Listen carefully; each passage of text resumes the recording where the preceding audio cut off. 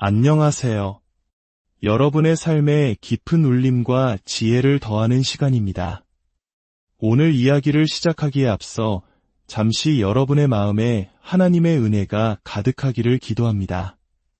만약 오늘 이 이야기가 당신의 마음에 작은 위로와 희망의 불씨를 지폈다면 그 은혜를 주변 사람들과 함께 나누어 주십시오. 여러분의 좋아요와 구독은 저희에게 큰 힘이 될 뿐만 아니라 더 많은 이들에게 이 귀한 말씀을 전하는 아름다운 통로가 됩니다. 이 채널을 통해 하나님의 사랑이 더욱 널리 퍼져나가도록 함께해 주시길 바랍니다. 여러분, 혹시 인생의 가장 약하고 무너지는 순간에 오히려 가장 위대한 힘이 드러난다는 사실을 믿으십니까? 오늘은 우리의 연약함 속에서 하나님의 능력이 어떻게 나타나는지에 대한 깊은 이야기를 나누고자 합니다. 성경 속 이스라엘 백성의 이야기로 들어가 보겠습니다. 그들은 400년이 넘는 시간 동안 노예로 살았던 이집트 땅을 막 벗어났습니다. 하지만 약속의 땅은 바로 눈앞에 있지 않았습니다. 과거의 불순종과 두려움으로 인해 그들은 무려 40년이라는 세월을 끝없이 펼쳐진 광야에서 방황해야만 했습니다. 그들의 머릿속은 아마 수많은 후회로 가득 차 있었을 겁니다. 그때 만약 우리가 하나님을 믿고 약속의 땅으로 나아갔더라면, 그때 만약 우리가 눈앞의 거인들을 두려워하지 않고 갈렙과 여호수아의 믿음의 보고를 따랐더라면, 믿음으로 나아가는 대신 모세에게 불평불만을 터뜨리지만 않았더라면, 이처럼 과거에 대한 회한은 그들의 발걸음을 더욱 무겁게 짓눌렀을 것입니다. 우리 역시 삶의 길 위에서 이와 비슷한 후회의 순간들을 마주하곤 합니다. 하지만 하나님의 시간은 결코 멈추지 않습니다. 이제 하나님께서는 여호수아를 지도자로 세운 새로운 세대를 약속의 땅으로 이끌고 계셨습니다. 성경은 그들이 목적지를 향해 나아가는 길 위에서 일어난 일을 기록합니다. 지금 이 순간 혹시 당신이 제자리에 갇혀 있다고 느끼거나 이 고통 속에서 영원히 머물 것 같다는 절망감에 휩싸여 있더라도 기억하십시오. 당신은 지금 새로운 장으로 나아가는 과도기 위에 서 있습니다. 이스라엘 백성이 그 지긋지긋했던 광야 생활과 만약에라는 후회로 가득했던 시간을 뒤로하고 마침내 요단강을 건너기 직전, 하나님께서는 여호수아에게 아주 특별하고 이상하게 들릴 수 있는 명령을 내리십니다. 너희가 요단강을 완전히 건너기 전에 이 건넘의 순간을 기념하라. 저는 이 구절을 읽을 때마다 우리 삶의 모든 건넘의 순간들을 축하해야 한다고 생각합니다. 인생의 한 단계를 마치고 새로운 단계로 넘어가는 모든 순간 말입니다. 아침에 눈을 떴을 때, 하나님, 새로운 하루를 주셔서 감사합니다. 어젯밤 잠들었던 누군가는 오늘 아침 눈을 뜨지 못했지만 저는 다시 일어났으니 감사합니다. 라고 기도하는 것. 새로운 한 주를 시작하며 새로운 계절을 맞이하며 새로운 기회 앞에서 심지어 다음번 숨을 쉴 수 있음에 감사하는 것. 이 모든 것이 바로 우리가 강을 건너는 순간을 기념하는 행위입니다. 이스라엘 백성이 요단강을 건너는 바로 그 순간 하나님은 여호수아에게 말씀하셨습니다. 내가 행한 일을 기념하고 후세에 증명하라. 여호수아 4장 5절은 이렇게 기록합니다. 여호수아가 그들에게 이르되 너희의 하나님 여호와의 궤 앞으로 가서 이스라엘 지파의 수대로 각기 돌 1개씩 가져다가 어깨에 매라. 하나님의 임재를 상징하는 언약궤. 그리고 요단강 한가운데서 가져온 12개의 돌. 이스라엘의 지파는 몇 개였습니까? 12지파였습니다. 그래서 돌도 12개였습니다. 각 지파를 위한 하나의 돌, 그리고 우리가 겪는 모든 시련을 상징하는 하나의 돌입니다. 우리가 겪는 모든 고난 속에서는 반드시 우리를 하나님 안에서 더 강하게 만드는 무언가를 얻어내야 합니다. 내가 이렇게 눈물을 쏟았는데 이 경험을 통해 더 강해지지 않으면 너무 억울하지 않은가? 내가 이토록 고통받았는데 이 시련을 통해 더 단단해지지 않으면 안 된다. 그렇기에 우리는 모든 경험에서 의미 있는 돌멩이 하나를 반드시 챙겨야 합니다. 그리고 6절은 이 행위의 중요한 이유를 설명합니다. 이것이 너희 중에 표징이 되리라. 후일에 너희의 자손들이 물어 이르되 이 돌들은 무슨 뜻이냐 하거든. 먼 훗날 당신의 자녀들이 당신에게 이 질문을 던진다면 어떻게 대답하시겠습니까? 아빠, 엄마, 그때 그 힘들었던 시간은 어떤 의미였어요? 하나님께서는 말씀하십니다. 너의 간증을 바로 세워라. 지금 잠시 멈추어 서서 내가 겪어온 모든 일들을 재정의하라.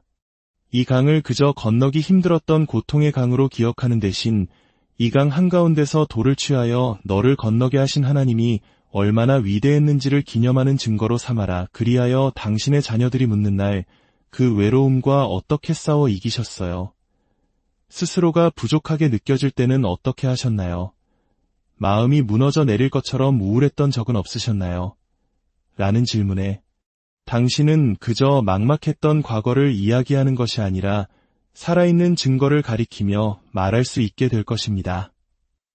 얘야, 하나님은 기적을 행하시는 분이란다. 그리고 나에게는 그 증거가 있단다. 너희 자녀들이 이 돌들이 무슨 뜻이냐고 묻거든. 이 간증은 지극히 개인적인 것입니다. 제가 당신을 대신해 찬양할 수 없고 당신이 저를 대신해 기도할 수 없는 것처럼 오직 당신만이 겪었던 시련을 통해 하나님이 어떤 분이신지를 증언할 수 있습니다. 7절은 말합니다. 그들에게 이르기를 요단 물이 여호와의 언약궤 앞에서 끊어졌나니 우리는 이렇게 되물을 수 있습니다. 하나님, 저희가 저지르지도 않은 일 때문에 40년간 광야에서 얼마나 힘들었는지에 대해 말하라는 건가요? 아니다. 나는 너희가 단지 이렇게 말하기를 원한다. 우리가 요단강에 이르렀을 때 하나님의 능력이 나타났단다.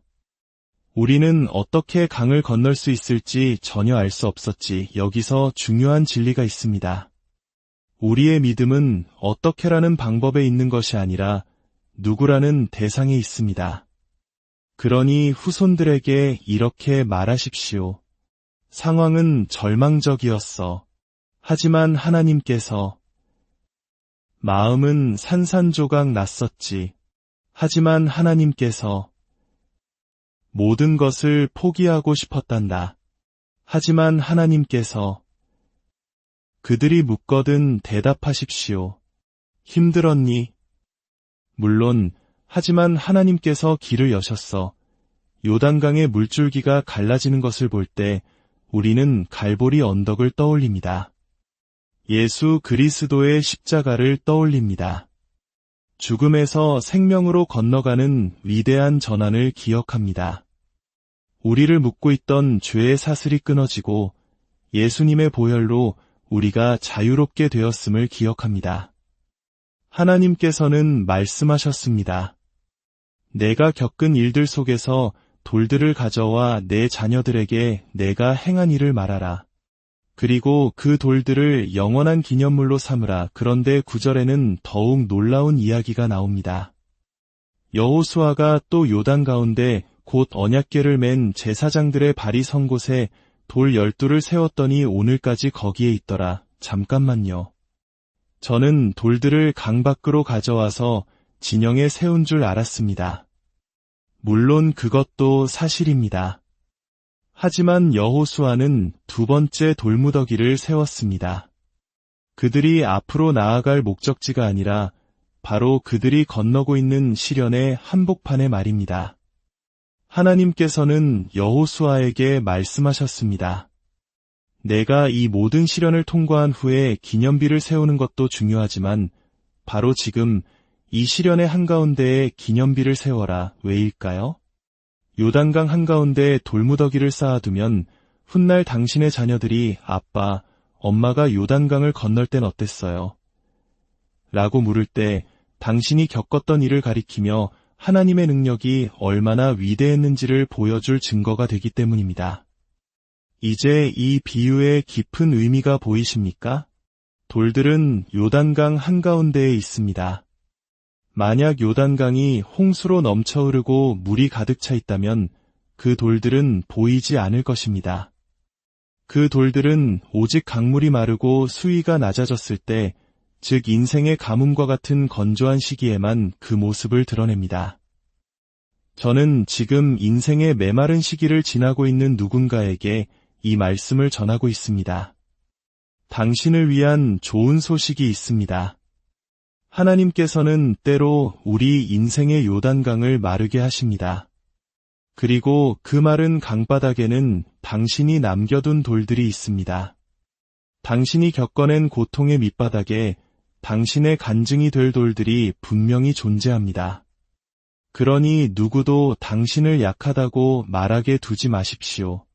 당신에게 능력이 없다고, 도움이 없다고, 간증이 없다고 생각하게 만들지 마십시오.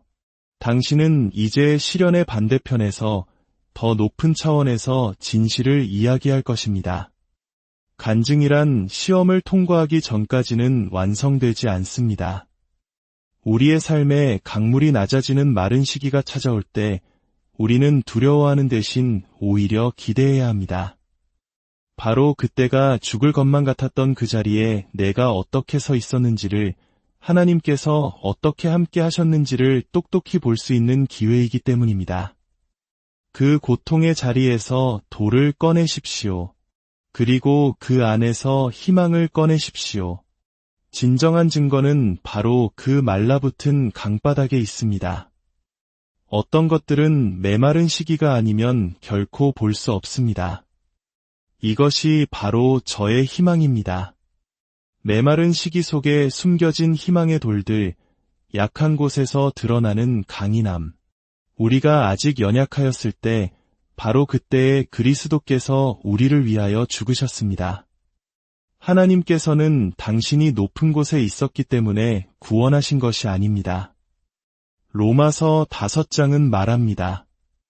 우리가 아직 죄인 되었을 때에 그리스도께서 우리를 위하여 죽으심으로 하나님께서 우리에 대한 자기의 사랑을 확증하셨느니라. 주님은 우리의 더러운 죄의 진흙탕 속으로 직접 내려오셨습니다. 그렇기에 우리는 주님께서 지금 우리를 떠나지 않으실 것을 압니다.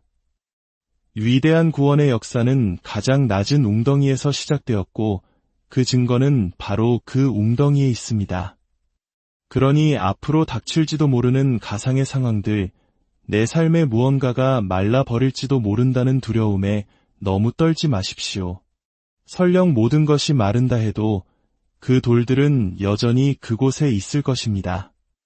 당신의 간증은 사라지지 않을 것입니다. 이제 당신의 간증을 되찾으십시오. 사탄을 향해 선포하십시오. 나는 이 메마른 시기 속에서 죽지 않을 것이다.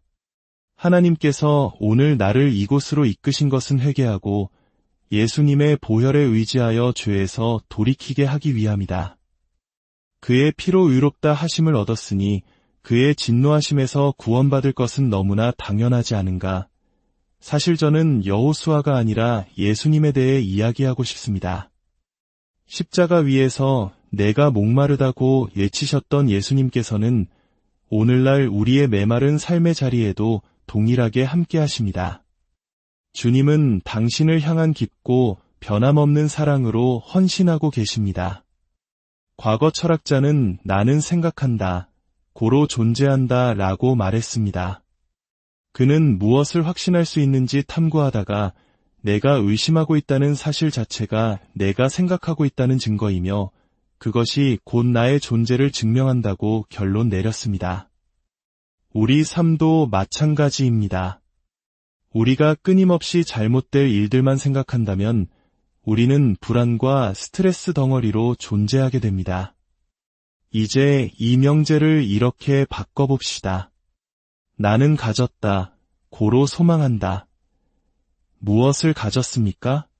우리는 하나님의 약속을, 시련 속에서 건져낸 기념의 돌들을, 우리를 위해 요단강을 가르신 하나님의 살아있는 증거를 가졌습니다.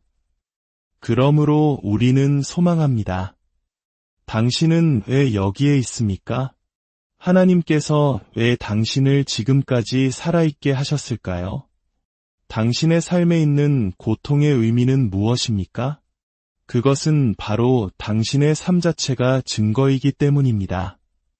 보이지 않는 시간들, 느껴지지 않는 순간들 속에서도 하나님은 일하고 계셨습니다. 넘실거리는 요단강처럼 보였던 문제 앞에서 하나님은 당신을 위해 그 강을 마른 웅덩이처럼 만드셨습니다.